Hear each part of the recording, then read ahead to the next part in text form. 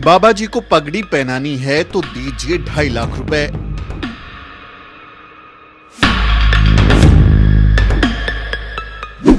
बाबा जी के चरण पखारने हैं तो दीजिए 1.5 लाख रुपए।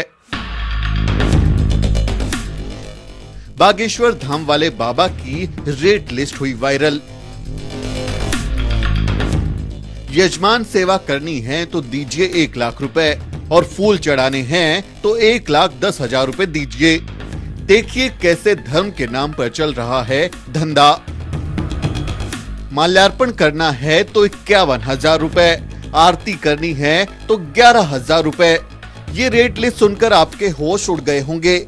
मध्य प्रदेश के बागेश्वर धाम वाले बाबा के दर्शन करने से लेकर पगड़ी पहनाने और चरण पखारने से लेकर यजमान सेवा तक लाखों रुपए का रेट तय किया गया है। बाकायदा पोस्टर बनवाकर दाम की घोषणा की गई है। जिसको बाबा को पगड़ी पहनानी है वो 2,51,000 रुपए लेकर आए और जो चरण पखारना चाहता है वो 1,51,000 कैश लेकर आए। यजमान सेवा की चाहत वालों को भी 1 लाख रुपए चुकाने होंगे, तभी कृपा होगी, वरना उन्हें भगा दिया जाएगा। अगर कोई चाहता है कि बाबा पर फूल बरसाए जाएं, तो 1,10,000 रुपए के करारे नोट लाने होंगे। कोई माला पहनाने की हसरत लिए दरबार में आता है तो 51,000 रुपए लाना जरूरी है।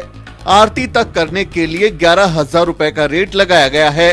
संतों की तिलक सेवा के लिए भी 5,100 रुपए देने होंगे।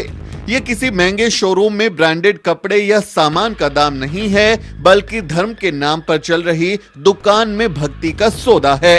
अपने उल झुलूल बयानों और हरकतों के लिए कुख्यात बागेश्वर धाम के बाबा की तस्वीरों वाले ये पोस्टर सोशल मीडिया पर खूब वायरल हो रहे हैं।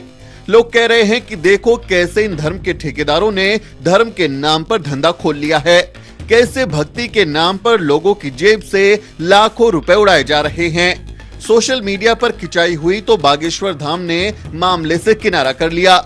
बागेश्वर धाम की ओर से बयान जारी कर कहा गया कि यूपी के ललितपुर में जिन लोगों ने कार्यक्रम रखवाया था उन्होंने ही ऐसी रेट लिस्ट जारी कर दी। बागेश्वर धाम ने कहा कि रेट लिस्ट का पता चलते ही उन्होंने कार्यक्रम कैंसिल कर दिया। लेकिन सवाल उठता है कि अगर रेट लिस्ट वायरल नहीं होती तो क्या फिर भी कार्यक्रम कैंसिल होता। वैसे ये बाबा तो खुलेआम कहते हैं कि वो घर बार सोना चांदी सब पचा सकते हैं। सुनिए। अमीर आदमी हो तुम हमें दे सकत, हम सब पचा ले भी। हम जात से ब्राह्मण है, ब्राह्मण का धर्म है दान लेना दान देना, यज्ञ करना यज्ञ कराना, वेद पढ़ना वेद पढ़ाना, 33 कर्माणि ब्राह्मणा। तुम अपना मकान, फ्लैट, बंगला, घोड़ा, गाड़ी, सोना चांदी, बैंक की एफडी, खुलना रुपया, बंदे रुपया, लुगाई लड़का भर छोड़ के सब हमारे नाम करवा सका। तो सुना आपने कैसे धर्म के नाम पर व्यापार चल रहा है, लेकिन व्यापारी सिर्फ ब्राह्मण हो सकते हैं, जिसमें मुनाफे की गारंटी 100% है। कोई और इस मुनाफे का शेयर होल्डर नहीं हो सकता। राष्ट्रपिता ज्योतिबा फुले ने इस बारे में पहले ही कहा था।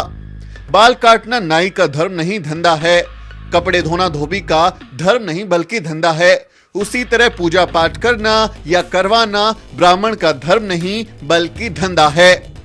इसलिए हमें इस धंधे से बचना चाहिए। अपनी मेहनत की कमाई को यूं ऐसे बाबाओं के सामने नहीं लुटाना चाहिए।